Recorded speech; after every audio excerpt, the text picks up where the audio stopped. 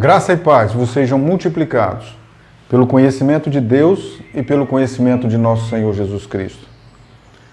Toda a nossa missão, ela vem a partir de Jesus. No sexto dia foi criado um homem, chamado de o primeiro Adão por Paulo. E nós conversamos bastante sobre isso num outro vídeo que nós fizemos, com uma pergunta: quem sou eu? O link vai estar aí na descrição. Se você ainda não viu, você vai ter a oportunidade de ver. E nós vamos aproveitar então essa ocasião, já que nós estamos falando da recriação de Deus e das metáforas de Deus, para falar um pouquinho sobre qual seria a existência ideal do homem segundo Deus. Porque é muito interessante, querido, que a Bíblia ela vai percorrer esse período aqui do Adão, do Caim, do Sete, e vai nos dizer de um homem chamado Enoque, que a Bíblia vai dizer sobre ele assim: andou Enoque com Deus, e não se viu mais, porque Deus o tomou para si. Então o propósito de Deus na criação do homem é que o homem tivesse muita intimidade e muita a presença de Deus. O Enoque vai nos dar essa mensagem. Mas quem é esse homem que andou com Deus? A gente poderia falar sobre muitas formas de andar. O que seria andar com Deus? Mas não tem outra forma hoje que nós pudéssemos levar em consideração a não ser Jesus. A não ser Jesus. E o Paulo dá uma descrição de Jesus em Filipenses capítulo 2, a partir do versículo 5, nos diz assim: de sorte que haja em vós o mesmo sentimento que houve também em Cristo Jesus, que sendo em forma de Deus, não teve por usurpação ser igual a Deus, mas aniquilou-se a si mesmo, tomando a forma de servo, fazendo semelhante aos homens, e achado na forma de homem, humilhou-se a si mesmo, sendo obediente até a morte, e morte de cruz. As pessoas ainda ficam conversando sobre Jesus não ser essa pessoa aqui. Alguém, esses dias, colocou a seguinte palavra na internet: por que os judeus não creem em Jesus? E eles vão dizer que Jesus é dado para nós com uma formatação diferente da formatação que ele realmente teve. Que o judeu ele não poderia perceber Jesus, porque o Jesus que nós conhecemos ele é romano, ele é uma fabricação da mídia romana e tal. Balela, não tem nada disso. Eles não reconhecem Jesus porque eles não podem perceber essa fala do Paulo. Ele foi obediente. Ele foi obediente. Como assim? Um Deus que precisa ser obediente? Obediente a quê? Então, é incompreensível. É incompreensível para todo mundo praticamente. Por quê? Porque a obediência de Jesus é uma forma de andar com Deus. Nós já falamos em outros vídeos e nós não vamos nos cansar de dizer que Jesus olha e diz assim: olha, eu nunca estou sozinho, o meu Pai nunca me deixa só, porque eu sempre faço o que lhe agrada. Então, quando a gente vê Jesus dizendo essas coisas, o que se esperaria do Adão? A mesma fala. O que se espera de mim e de você? A mesma fala. Nós não andamos sozinhos, nós nunca estamos só, nós nunca estamos deprimidos, nós não nos sentimos abandonados, nós não temos problema de bullying, nós não temos problema de depressão, porque o Senhor não nos deixa só. Nós nunca estamos sozinhos, nós sentimos segurança, nós sentimos amparo, nós sentimos o cuidado de Deus na nossa vida. Ah, mas pode ser que a gente não esteja vivendo os nossos melhores dias, humanamente olhando. Jesus foi obediente até a morte, e morte de cruz. Não é alguma coisa assim de se soltar foguetes, de se chamar uma banda para comemorar. Não é. Morte de cruz. Mas para ele fazer isso, o Paulo vai dizer, ele aniquilou-se. E o que nós poderíamos traduzir como aniquilou-se? Ele deixou de ter vontade própria, ele deixou de ter razão. Você vai perceber que na nossa vida, todas as vezes que a gente quer fazer alguma coisa que às vezes não vai soar bem, que as pessoas não vão olhar com muita simpatia, você vai dizer assim, mas eu tenho razão, não tenho? Você viu que eu tenho razão, não viu? Você precisa da concordância das pessoas, porque você sabe lá no fundo que a atitude que você tomou e aquilo que você fez poderia ter uma outra saída. Poderia ter uma saída de alguém que anda com Deus. Não é verdade? Alguém que anda com Deus, naquele momento, deixaria para lá. Mas nós nos enchemos de razão e não deixamos para lá. Nós tomamos uma atitude, nós revidamos. Não faz sentido, não é verdade? Então o cristianismo, ele pede para nós uma situação nova, de uma existencialidade nova, de um olhar não mundano, de um olhar segundo Jesus. Ele não teve por usurpação o ser igual a Deus. Quando Paulo está citando isso, ele está usando a ferramenta do Satanás, a ferramenta do inimigo, que nós falamos um pouquinho sobre ele no vídeo anterior, que chegou para a mulher e disse, olha, Deus não quer que você coma dessa árvore, porque no dia que você comer dessa árvore, você vai ser igual a ele. Você vai ter os mesmos poderes dele. Você vai ter os mesmos conhecimentos dele.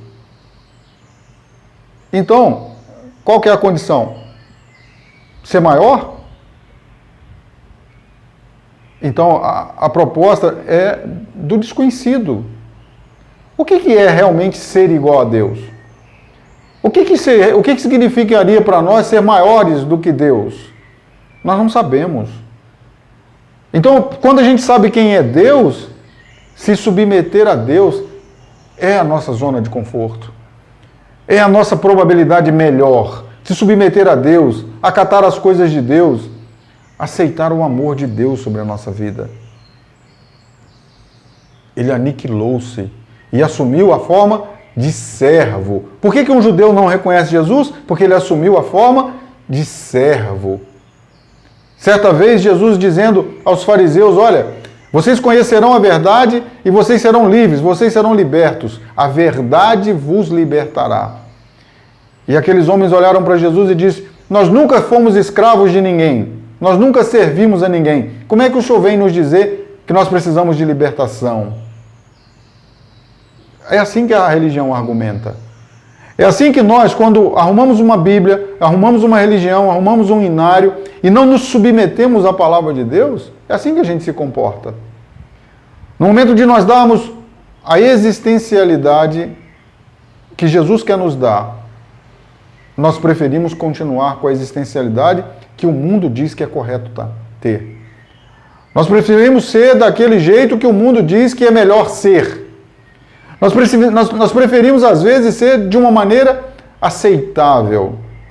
É inclusão, é inclusividade, é pertencimento. É igual torcer para time de futebol. O meu time é o melhor, o meu time é o maior, o meu time é super campeão. A gente vai para a igreja da mesma maneira. A minha igreja é melhor, a minha igreja é mais abençoada, a minha igreja tem mais milagres, a minha igreja tem mais. Mas você, como é que é a sua vida? De sorte que haja em vós o mesmo sentimento que houve também em Cristo Jesus. Que coisa interessante. E se não é possível ter em nós o mesmo sentimento que houve em Cristo Jesus, então é uma injustiça o que estão pedindo para nós. E você não vai admitir, eu sei que você não vai, admitir que a Bíblia nos propõe injustiças. Então é possível. De sorte que haja em vós o mesmo sentimento que houve também em Cristo Jesus, que sendo Deus, ele não quis se comportar como um ladrão, recebendo uma glória que era devida ao Pai. Ele não quis, ele não fez isso. E por que às vezes nós queremos fazer? Então é preciso que a gente compreenda o aniquilar-se a si mesmo. Não é mais ou menos, não é um pouco, é aniquilar-se mesmo. Desde que não haja nenhuma perversidade e nenhuma atrocidade, é olhar as pessoas com afeto, olhar as pessoas com respeito, olhar as pessoas com carinho. E são todas pessoas necessitadas. E nós somos generosos. Em Jesus, nós passamos a ser generosos. Nós passamos a ser um homem criado no sexto dia, renovado. Um homem novo. Um homem novo. E por que isso é a proposta do cristianismo? E a proposta do cristianismo ela é interessante porque quando não há um modelo, muitas vezes nós não sabemos direito como nós poderíamos ser. E esse é o meu olhar sobre a vida do Enoque. O Enoque andou com Deus e não se viu mais, ele não foi mais visto porque Deus o tomou para si. E quantas vezes eu fiquei pensando, o Enoque andou com Deus. Gente, o que é andar com Deus? Então andar com Deus passa a ser uma forma existencial em que Deus seja tudo. Nas minhas escolhas, nas minhas decisões, nas minhas investidas, nos meus projetos, tudo que eu faça, que seja segundo Deus, segundo o olhar de Deus. Por quê? Porque eu ando com Deus. Não tem jeito de eu fazer alguma coisa e depois contar para Ele. Não tem jeito de eu fazer uma coisa e depois me desculpar com Ele. Ele sempre está presente porque eu ando com Ele. Então é uma percepção que muitos de nós não queremos ter. Essa possibilidade de que Deus está em todo lugar e de que Deus faz parte de todos os momentos da minha vida, isso não é bom. Porque às vezes eu quero fazer coisas das quais eu vou me envergonhar e eu fico constrangido de imaginar que Deus está participando daquilo. Falta em nós, às vezes, o mesmo sentimento que houve em Cristo Jesus, de nos aniquilarmos, de quando nós queremos continuar dando razão a nós abrirmos mão da nossa razão e darmos plenamente razão a Deus. Nós já falamos sobre isso outras vezes. Porque essa condição existencial é o homem criado no sexto dia. Esse homem criado no sexto dia, ele é santuário de Deus. Jesus vai dizer assim, se alguém me ama, guardará as minhas palavras, meu Pai o amará, eu e meu Pai viremos para ele e faremos nele morada. Jesus não está brincando disso. Jesus está falando alguma coisa que ele experimenta. Jesus está andando com os seus discípulos e eles passam em frente ao templo em Jerusalém. Era um templo suntuoso, um templo maravilhoso. Um templo com torres de 30 metros de altura, coisa linda. E um dos seus apóstolos olha para ele e diz, mestre, que beleza de construção. E Jesus vai dizer para ele, diz assim, destruirão o templo e eu o reconstruirei em 3 dias. O apóstolo, ele está olhando pedras, ele está olhando um lugar, ele está olhando uma casa e está elogiando uma casa, e Jesus está falando de algo, uma metáfora espiritual. Destruirão o templo e eu o reconstruirei em 3 dias. Ele está falando de si mesmo. Mas ele está falando de uma forma que hoje eu e você poderíamos nos ver. É muito difícil compreender isso. Então, se alguém disser para você assim, você cristão, olha, se você estiver andando pela rua e você for atingido por uma bala perdida e você morrer, como é que vai acontecer? Como é que vai ser? E você poder ter essa consciência, eu sou santuário de Deus. Se alguém destruir esse templo, ele será restaurado. Tem uma promessa de ressurreição para mim. Eu sou um novo homem. Eu sou um homem novo criado no sexto dia, conforme o projeto de Deus, e não conforme a corrupção do pecado. Não conforme a corrupção do engano. Não conforme a corrupção da minha própria imaginação. De que seria melhor para mim, do que seria melhor existencialmente. Então o cristianismo, ele tem essa condição de nos recriar. O homem criado no sexto dia, aquele primeiro Adão, puro, sem mancha, com comunhão com Deus, que conversava com Deus, ele é possível hoje. Nós não podemos olhar para a nossa história como cristãos e imaginarmos que nós temos um encontro com Deus domingo, 7h30 da noite, na hora do culto. Nós não podemos imaginar isso. E nós não podemos nos escandalizar Quando alguém olha para nós e diz, tudo que você faz, Deus vê. E todo lugar que você está, Deus está. Querido, independe de eu ser cristão para Deus estar onde eu estou. Porque Deus é pleno, Deus está em todos os lugares. O que muda na minha vida é a minha consciência quando eu tenho esse entendimento de que ou eu ando com Deus, ou Deus não me tomará para si. Nós ouvimos hoje na nossa geração falar muito sobre arrebatamento. Muito, muito, muito sobre arrebatamento. E uma das condições do arrebatamento é andar com Deus. O Enoque andou com Deus e Deus o tomou para si. Jesus nos dá um exemplo de como andar com Deus. Nos aniquilarmos e termos uma vontade só, a vontade de Deus na nossa vida. Cristianismo. Qual que é a impossibilidade disso? Nenhuma.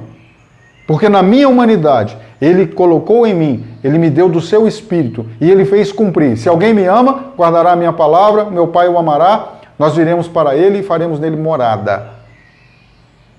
Se Jesus não mente, então nós somos hoje santuário de Deus, nós somos um novo homem. Louvado seja o nome do Senhor.